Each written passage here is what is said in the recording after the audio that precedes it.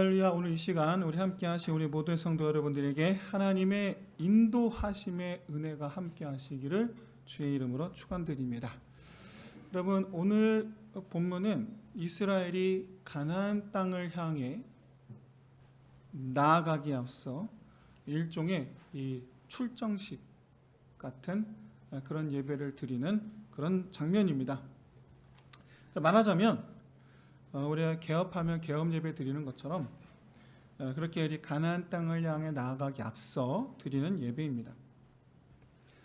그런데 그렇기 때문에 오늘 본문을 좀 더 깊이 살펴봐야 되겠습니다. 왜냐하면 무슨 이사하고 드리는 첫 예배처럼 무언가 새로운 곳에 들어갔을 때, 그리고 개업 예배처럼 뭔가 새로운 어떤 일을 시작하게 될 때, 그럴 때마다 드리는 이 예배를 우리는 과연 어떤 의미로 드리고 있는가에 대해서 점검해 보아야 할 필요가 있기 때문입니다. 우리가 옳게 예배를 드리고 있느냐라는 거예요. 우리는 이스라엘이 가나안 땅을 향해 나아가는 이 모습에서 어떤 개척자의 모습을 떠올릴 수가 있고, 또는 싸워 빼앗아 차지하는 정복자의 모습을 우리는 상상할 수도 있습니다. 그런데 개척자든 정복자든 그 목적이 뭐냐? 얻어내는 거죠. 얻어내는 것, 소유 삼는 것. 그런데 이런 개념이 과연 하나님의 의도와 맞느냐 하면, 결론부터 말씀드리면 그렇지 않다라는 것을 오늘 본문을 통해서 발견할 수가 있습니다. 말하자면 개업 예배가 되었든 어떤 예배가 되었든, 건물을 지었든 준공 예배, 완공 예배, 또는 우리 아이들 돌 예배 드릴 때, 우리 그 의미가 하나님께서 도와주셔서 잘 되고 커지고 그런 것을 기대하면서 드리는 예배인 경우가 많은데, 그런데 여러분, 사실 그런 예배는 믿지 않을 때 고사 지내는 것과 사실 의미가 다를 바가 없죠. 그런 것을 하나님께서 과연 기뻐하시겠느냐? 그런데 문제는 어쨌든 지간에 하나님께서 직접 우리가 무언가를 하기 전에 앞서 예배를 드리게 하셨다라는 거죠. 그러면 우리가 어떤 의미를 담아 그런 예배를 드려야 되겠느냐? 왜 예배를 드리게 하셨느냐라는 거죠. 오늘 본문 1절에서 이 예배를 드리는 시점에 대해서 지금 말씀하고 있습니다. 바로 모세가 장막 세우기를 끝내고, 장막 세우기를 마친 날인데, 이게 무슨 말이냐면 이날은 출애굽한 지 2년 1월 1일째 되는 날입니다. 그런데 군대 계수를 마친 날은 그보다 한 달 뒤인 출애굽 2년 2월 1일입니다. 그러니까 실제로 순서가 바뀌어 있어요. 실제로 계수를 마친 날과 예배를 드린 날이 순서가 바뀌어 있어요. 보통은 계수를 마치고 나서 군대 모양을 갖추고 출발하기 앞서 딱 예배를 드리는 게 순서상 맞는데, 근데 실제적으로는 예배를 이미 드렸고, 그러고 나서 군대 계수를 해서 군대 모형을 갖추었다라는 거예요. 뭔가 지금 실제하고 지금 순서를 다르게 지금 기록하고 있어요. 엄밀히 말해서 오늘 본문은 출발 전에 드렸던 예배는 아닌 거예요. 하지만 그럼에도 불구하고 오늘 본문 2절에서 이 예물을 드리는 각 지파 지휘관을 뭐라고 표현하냐면, 계수함을 받은 자의 감독된 자들, 마치 이미 계수를 한 것처럼, 이미 군대의 모양을 갖춘 것처럼, 그러니까 이미 출발할 준비를 다 마친 것처럼 그렇게 지금 표현하고 있다. 그 이유가 뭘까? 그러니까 일종의 지금 모세는 지휘관들이 예물을 드리는 이 예배를 일종의 가나안 출정을 위한 예배로 소개하고 있고, 그래서 저도 이 예식을 출정 예식이라고 저도 그렇게 부르고 있는 것입니다. 그런데 원래 이 예배 의식은 성막 봉헌식입니다. 원래는 성막 봉헌식이에요. 다른 곳에, 그래서 다른 본 의미, 이 예배의 본 의미는 성막 봉헌식이다. 마치 우리가 교회 건물 짓고 드리는 예배, 입당 예배처럼 원래는 그렇습니다. 원래는. 그런데 모세는 이 성막 봉헌식 겸 뭐다? 출정 예배다. 그렇게 사용하고 있다라는 것이죠. 그런데 2절 말씀의 원문에는 감독들이 하나님께 가까이 나아갔다라고 되어 있습니다. 우리 성경에는 맨 마지막에 감독된 자들이 헌물을 드렸으니라고 되어 있는데, 헌물을 드렸다라고 되어 있지 않고 감독된 자들이 하나님께 가까이 나아갔다, 그렇게 되어 있습니다. 원문에는. 이게 무슨 의미냐면, 이 원문에는 하나님께 감독된 자들이 하나님께 가까이 나아갔다라고 되어 있는데, 우리 성경에는 감독들이 헌물을 드렸다라고 표현한 것은 엄밀히 말하면 본인들을 예물로 드렸다는 뜻이에요. 본인들을 하나님께 드렸다. 그런데 왜 우리 성경에서는 여기 2절 말미에 헌물을 드렸다라고 표현했느냐? 3절에서 곧바로 이렇게 말하고 있어요. 3절에서 감독된 자들이 예물을 드렸다. 곧바로 그렇게 말씀하고 있기 때문에 이걸 받아서 우리말로 번역할 때에는 2절 말미에 감독들이 헌물을 드렸다, 이렇게 번역을 한 겁니다. 하지만 원문의 의미는 7장 2절의 마지막은 하나님께 가까이 나아갔다. 그리고 3절에서 그리고 그들이 여호와께 예물을 드렸다, 이거예요. 이게 왜 중요하냐? 이걸 왜 짚고 넘어가야 되느냐? 감독들이 헌물을 들고, 헌물 때 실제적으로 자기 자신을 제물로 드릴 수가 없으니까 헌물을 들고 간 거예요. 엄밀히 말하면 자기 자신을 하나님께 제물 삼아 드린 거예요. 엄밀히 말하면. 지금 가나안 정복에 앞서 감독들이, 지휘관들입니다. 각 지파 지휘관들이에요. 이들이 자기 자신을 하나님께 드린 것이고, 나아가서 그것은 앞으로 우리가 차지하게 될 이스라엘 그 땅은 그 땅을 하나님께 드리겠다라는 헌신의 의미가 담겨 있는 거예요. 잘 되게 해주십시오가 아니고 주님께 드립니다. 여러분, 가나안 땅은 하나님의 나라입니다. 엄밀히 말해서 이스라엘이 자기들 마음대로 할 수 있는 자기들의 소유가 아닙니다. 오늘날 우리로 따지면 등기가 우리에게 있는 게 아니에요. 등기가 하나님한테 있는 거예요. 오늘날로 굳이 비유하자면. 실제로 이것을 이스라엘 백성들로 깨닫게 하시기 위해서 희년 제도를 두셨습니다. 안식년은 7년마다 땅을 쉬게 하죠. 이게 안식년의 특징이에요. 땅을 쉬게 하는데, 희년의 특징은 안식년은 7년마다 지켜야 하는데 희년은 50년마다 지켜야 됩니다. 근데 그 내용이 뭐냐? 안식년에 지켜야 할 내용이 주로 땅을 쉬게 하는 것이면, 희년에 지켜야 할 내용은 주로 모든 것을 다 원래 상태로 되돌리는 거예요. 모든 것을. 사람이 살다 보면 경제적으로 어려운 일을 만나게 됩니다. 그러다 보면 빚을 지기도 하고, 그러다 보면 갖고 있던 땅을 팔기도 합니다. 안타깝지만 고대 사회에서는 때로는 자녀를 다른 사람에게 종으로 팔아 넘기는 경우도 있었습니다. 그런데 희년이 되면 그 모든 것을 조건 없이 원래대로 되돌리라는 거예요. 희년이 되면.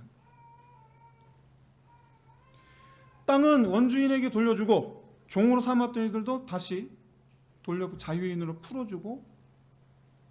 왜냐? 그 이유가 뭐냐?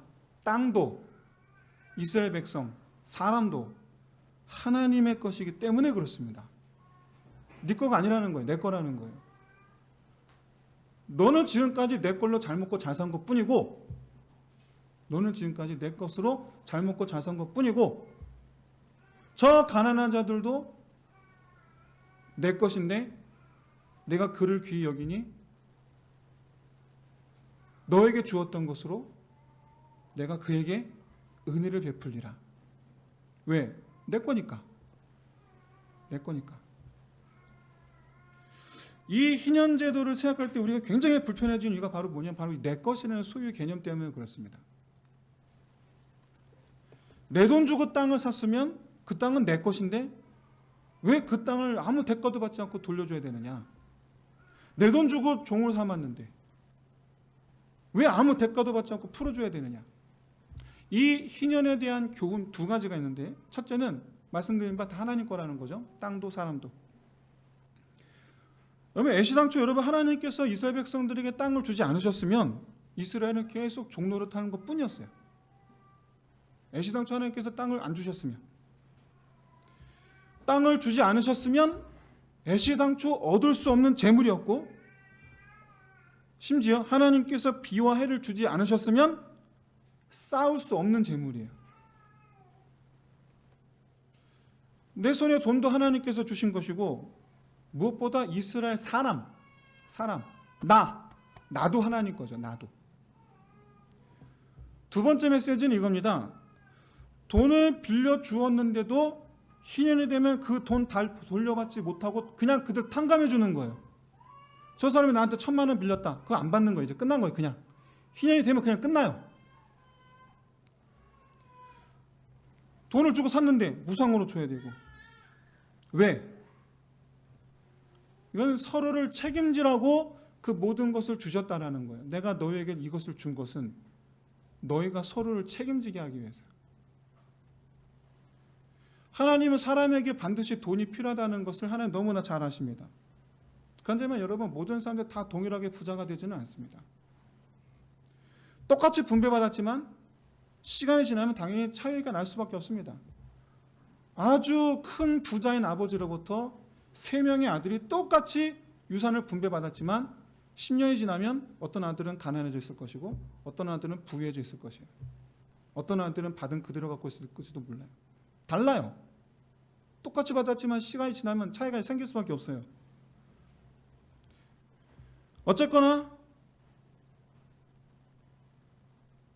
형제 누군가가 똑같이 받았지만 다 탕진하고 벼랑 끝으로 몰리게 되는 경우가 반드시 발생할 수밖에 없는데, 여기서 벼랑 끝에 몰리다라고 제가 표현했지만 그것은 이제 죽기 일보 직전까지 갔다는 얘기죠. 아무것도 없는 거예요. 지금 딱 굶어 죽기 직전까지 간 거예요. 그런데 그 사람은 하나님의 자녀들이라는 거죠.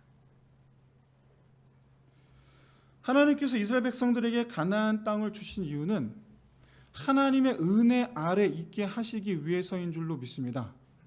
나도 하나님의 은혜 아래, 이 사람도 하나님의 은혜 아래, 이 사람도 하나님의 은혜 아래, 나만 은혜 안에 있게 하신 것이 아니고 하나님의 자녀들 모두가 은혜 아래 있게 하시기 위해서 가나안 땅으로 인도하여 주신 것이고, 그래서 모든 자녀들에게 동일하게 하나님께서 주셨습니다. 그러니까 이스라엘은 받은 은혜를 서로 나누는 하나님 중심의 신앙 공동체여야 했던 거예요. 받은 은혜를 나누는. 지금까지 제가 희년의 의미에 대해서 잠깐 살펴보았는데, 이 희년 제도를 주신 곳이 바로 시내산에 있을 때 오늘 예배를 드리기 바로 전이에요. 이 예배를 드리기 바로 전. 그러니까 가나안 땅을 정복하러 가는 이스라엘 백성들에게 너희가 지금 차지하러 가는 그 땅은 누구 거다? 하나님 거다. 하나님 거다. 이에 대해서 여호수아서 6장에서 여호수아가 함께 길갈에서 이제 가나안 땅으로 들어갈 때 그때 누구를 만납니까? 여호와의 군대 대장을 만나죠. 그때 여러분 별 내용 없어요. 별 내용 없이 여호와의 군대 대장 이렇게 말합니다. 너는 네 신을 벗으라. 네가 밟고 서 있는 땅은 거룩한 곳이니라. 그리고 그냥 내용이 없어요. 그냥 그거 끝이야. 선언입니다. 이곳은 거룩한 곳이다. 여러분 거룩하다가 무슨 뜻이라고 말씀드렸죠? 하나님께 속하다. 네가 밟고 서 있는 곳은 곧 뭐다? 내 거다라는 얘기예요. 지금 내 거다.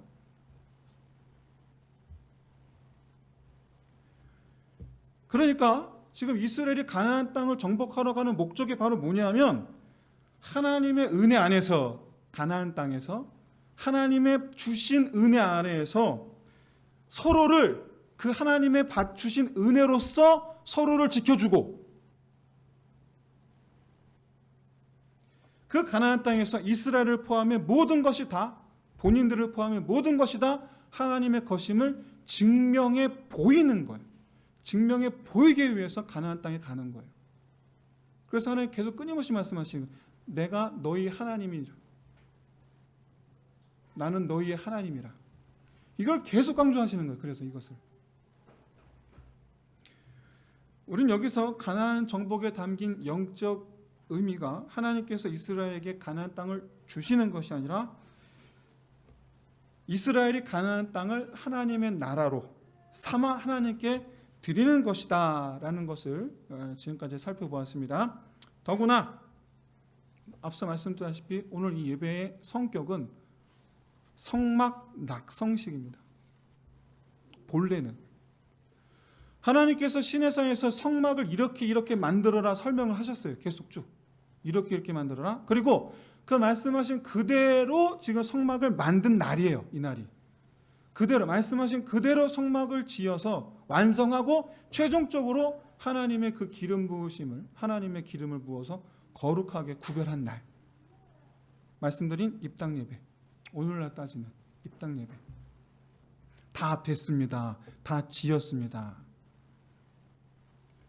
그러니까 지금 이스라엘이 가나안 땅으로 출정하기에 앞서서 성막을 완성하여 성막 낙성식을 거행하였고 이후 군대를 계수하여 하나님의 군대를 완성하였는데 이 두 사건을 모세는 시간 순서 이 두 사건의 순서를 바꿔서 뒤집어서 기록함으로써 이 성막 낙성식과 축정식을 같은 개념으로 보게 하였다. 왜? 이유가 뭐냐? 가나안 땅으로 전진하는 이스라엘의 군대는 여호와 하나님께서 함께 하시는 군대이고 여호와 하나님을 모시는 군대가 될 것이라는 선언이에요. 하나님을 모시고 가는 군대.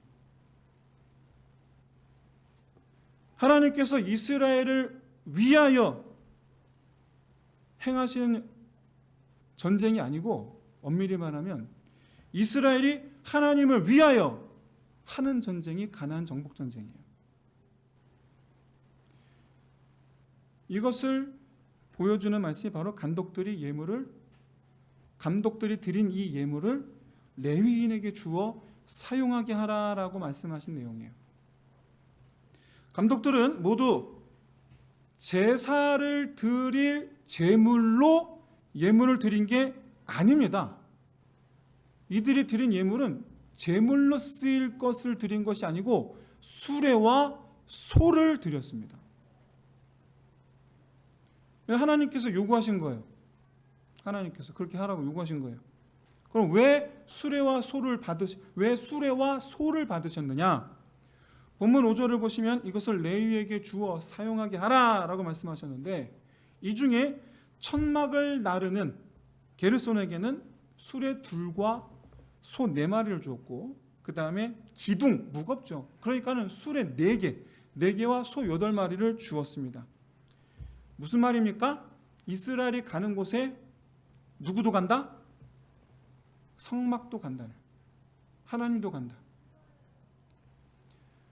그러니까 엄밀히 말해서 감독들이 이 수레와 소를 드린 것은 우리가 가는 곳에 여호와 하나님을 모시고 가겠습니다라는 거예요. 여호와 하나님을 모시고 가겠습니다. 우리가 무슨 일이든 그걸 시작하기 전에 예배를 드렸다면 그 의미는 하나님을 모시고 가겠습니다라는 의미가 된다라는 거예요. 계엄 예배를 드렸습니까? 아니면 빌딩 짓고 집 짓고 중공 예배, 완공 예배 드렸습니까? 아니면 이사 가서 첫 예배 드렸습니까? 아니면 아이를 낳고 돌 예배를 드렸습니까? 무슨 얘기예요? 이제부터 이곳에 하나님을 모시겠습니다. 이제부터 하나님을 모시고 가겠습니다. 그 뜻이에요. 그래서 그렇게 함으로 말미암아 그 일을 하는 이유가 하나님을 위해서 하는 것이고 그 일로 말미암아 얻어지는 모든 것이 다 하나님의 것입니다를 선언한 예배가 바로 첫 예배예요. 계엄 예배 드렸습니다. 이제부터 이건 다 하나님 거예요. 태어난 자녀를 위해서 돌 예배를 드렸습니다. 이제부터 얘는 하나님 거예요. 이제부터.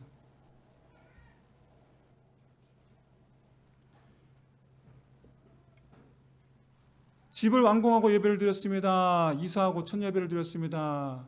그럼 이제 이곳은 누가 계시는 곳입니까? 하나님 계시는 곳이에요. 내가 주인이 아니고 등기를 하나님께 이전해 드리는 예배여야 될 줄로 믿습니다. 바라기는 이와 같은 이런 예배를 드리고자 하는 이 모든 이들의 고백이 앞으로 우리 교회는 앞으로 계엄 예배를 드리고 싶습니다. 돌 예배를 드리고 싶습니다. 이사 첫 예배를 드리고 싶습니다. 기타 등등. 그랬더니 여러분의 마음이 준비가 되기를 소원합니다. 어떤 마음으로? 내가 하나님과 함께 하겠습니다. 하나님께서 이곳에 주인 되시길 원합니다. 내가 내 평생 하나님을 모시고 가겠습니다. 그 마음으로 예배를 드릴 수 있으시기를 바랍니다. 무엇보다 오늘 본문의 성막 낙성식 또는 출정식이라고 제가 표현하고 있는 이 예배 의미가 단지 무언가를 시작할 때 드리는 예배에만 그쳐서는 안 됩니다. 우리의 삶의 모든 부분이 다 이와 같아야 합니다. 흔히들 말하죠. 삶이 곧 예배라. 이것은 모든 일에 하나님을 모셔 선자가 되어야 한다라는 것이고 내가 모든 일에 하나님을 모셔 선자가 되겠습니다. 여야 한다라는 거예요. 여러분 출근해서 딱 책상에 앉으면 내 책상에 앉으면 그러면 기도하세요. 뭐라고? 오늘 하루 내 모든 일에 하나님을 모시고 가겠습니다. 내가 하는 모든 일에. 그래서 내가 하는 모든 일이 하나님께서 역사하시는 일이 되기를 원합니다. 그래서 하나님께서 역사하심으로 얻게 된 그 모든 결실들이 누구 거다? 하나님의 것입니다. 하나님의 것입니다. 그래서 여러분 이런 예배의 중심 메시지는 바로 하나님께서 주인 되게 하라라는 거예요. 여러분 하나님을 손님으로 모시는 예배는 이 세상에 있을 수가 없습니다. 하나님을 손님으로 모신 예배는 있어서도 안 돼요. 왜? 하나님은 본래 만유의 주인. 내가 인정하든 인정하지 않든 그럼 원래가 하나님 거니까. 원래가 하나님이 주인이시니까. 잊지 마십시오. 내 생명도 누구 것이다? 내 생명도 하나님 거예요. 그래서 하나님께서 말씀하시죠. 소출이 너무 많아서 창고를 4개나 지어놓고 다 그 창고에 꽉꽉꽉 채워놓은 다음에 그날 저녁에 파티를 해서 그 창고를 바라보면 기뻐하는 이 그를 향한 하나님께서 뭐라 말씀하셨습니까? 오늘 내가 네 생명을 찾으면 과연 그것이 네 것이 되겠느냐. 사랑하는 성도 여러분, 우리 믿음의 고백이에요. 하나님이 주인이십니다.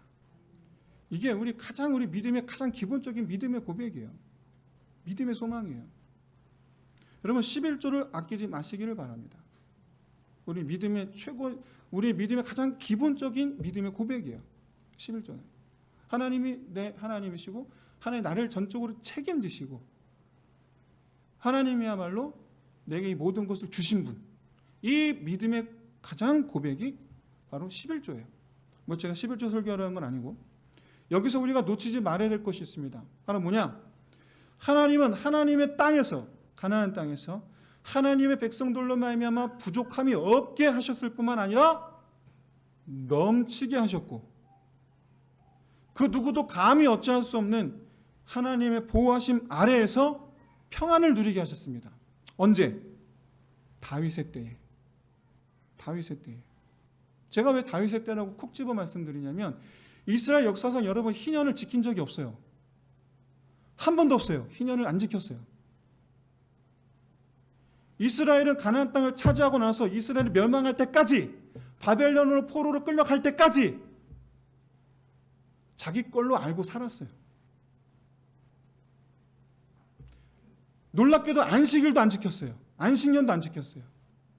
땅을 쉬게 하는 게 아까워서. 더 놀라운 사실은 유월절도 지킨 적이 별로 없어요. 유월절의 의미가 뭡니까? 우리를 구원하사 여기로 인도하신 바로 그날. 근데 그걸 기억하고자 하는 이가 아무도 없었어요. 내게 은혜를 주셨던 때를 잊어버리고 기억도 하기 싫었던, 떠올리기 싫은, 내가 밟고 서 있는 이곳은 내 것이라. 이게 이스라엘이 가나안 땅을 차지하고 나서 바벨론으로 포로를 끌려갈 때까지 이스라엘의 마음이었어요. 그런데 유일하게 유월절을 지키고 안식년을 지켰던 때가 다윗의 때예요. 그리고 율법을 지키게 하던 때가 다윗의 때예요. 그때 하나님은 그 앞서 사울 왕 때만 해도 이스라엘은 괴롭힘을 당하는 약자였어요. 그러나 다윗이 왕이 되었던 때 이스라엘은 그 누구도 감히 어찌하지 못하는 그런 나라가 되고 여러분도 아시다시피 차고도 넘치게 하신 하나님 은혜가 함께 했습니다. 하나님은 자녀들을 위하는 우리의 아버지이신 줄로 믿습니다. 자녀의 것을 빼앗아가는 아버지가 아니에요. 베푸시는 아버지예요. 주시는 아버지예요. 하나님을 사랑하는 자녀, 아버지를 사랑하는 자녀들에게 또한 아끼지 아니하시는 자녀들을 사랑하는 우리 아버지 하나님이신 줄로 믿습니다. 바라기는 여러분 이 아버지의 이 풍성하신 은혜 아래 거하는 하나님의 자녀들 되시기를 진심으로 소원합니다. 이를 위해서 여러분 하나님께 나 자신을 포함해 모든 것을 다 드리는 예배. 이 예배가 뭐 할 때만 드리는 예배가 아니라 매일의 내 삶의 예배가 될 수 있으시기를 진심으로 소원합니다. 그래서 내 마음이 늘 항상 하나님께 대하여 그 은혜를 잊지 아니하고 오히려 그 은혜를 날마다 소원하며 그 은혜가 오늘도 우리 가운데 임하시기를 소원하며 오늘도 하나님께서 아버지를 사랑하는 자에게 사랑하는 아들에게 베푸시는 하나님 은혜로 오늘도 내일도 이제부터 영원까지 그렇게 해서 여러분 저와 여러분 우리의 삶이 다윗의 때와 같아지시기를 주의 이름으로 축원드립니다. 이제 말씀을 정리하겠습니다. 여러분 하나님을 모시고 가는 사람, 그래서 내가 밟는 모든 땅을 하나님께 드리는 사람, 하나님은 거기서 그 사람을 복되게 하시는 하나님이신 줄로 믿습니다. 그분은 우리 아버지십니다. 우리 아버지는 아버지의 것으로 자녀들을 책임지시고 그 책임지시는 그 아버지의 것은 다함이 없는 은혜인 줄로 믿습니다. 그 은혜를 바라보며 하나님을 앞세우는 사람 되시기를, 하나님께서 모든 것을 주관하시는 사람 되시기를, 그렇게 하나님을 모시고 나아간 삶 되시기를 주의 이름으로 축원드립니다. 계시 이 찬양 드리고 함께 기도하겠습니다.